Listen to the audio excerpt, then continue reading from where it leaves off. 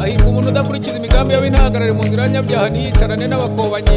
Amategeko y'Uwiteka niyo yishimira, kandi amategeko ye niyo yibwira ku manywa na nijoro. Wazahwana n'igiti cyatewe ku mugezi cyera imbuto zacyo mu gihe cyacyo, ibibabi byacyo n'ibyuma icyo azakora cyose kizamubera cyiza. Ababi ntibamera batyo, ahubwo bazahwana n'umurama utumurwa n'umuyaga.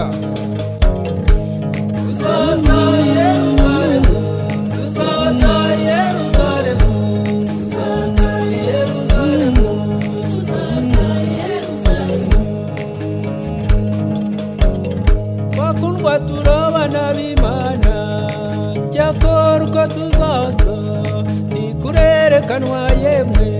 Icyo nzi neza Yesu naza, tuzahindurwa duse nawe, tuzataha i Yerusalemu. Tuzataha i Yerusalemu, tuzataha i Yerusalemu, tuzataha i Yerusalemu, tuzataha i Yerusalemu.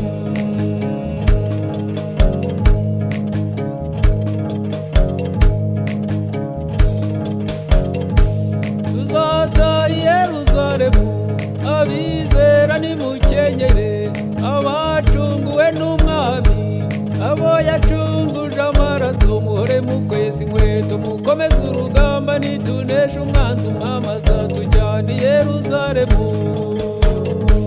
Tuzataha i Yerusalemu, tuzataha i Yerusalemu, tuzataha i Yerusalemu, tuzataha i Yerusalemu. Onye ururembo Yerusalemu rumanuka ruva mu ijuru, witeguwe nk'umugeni warimbishirijwe umugabo we.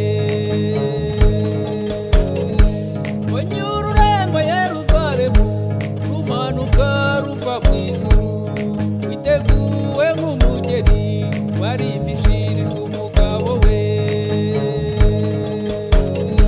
Tuzataha i Yerusalemu, tuzataha i Yerusalemu, tuzataha i Yerusalemu, tuzataha i Yerusalemu.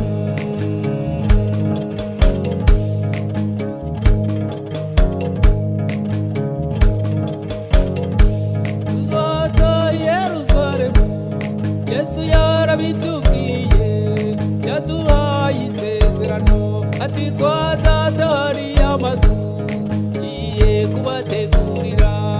Aho nzaba niho muzaba, nzagaruka mbajyane. Tuzataha i Yerusalemu, tuzataha i Yerusalemu, tuzataha i Yerusalemu, tuzataha i Yerusalemu. Abubaha Uwiteka baraganira, Uwiteka agatega amatwi akumva ibitabo bikabumburwa, akavuga ati aba bazaba banjye umunsi nzabikorera, aho bazaba abana banjye kuko bankoreye, bazaba amatungo yanjye bwite, bazasohoka bakinagire nk'inyana zo mu kiraro. Izuba ryo gukiranuka rizabarasira rifite gukiza mu mababa yaryo.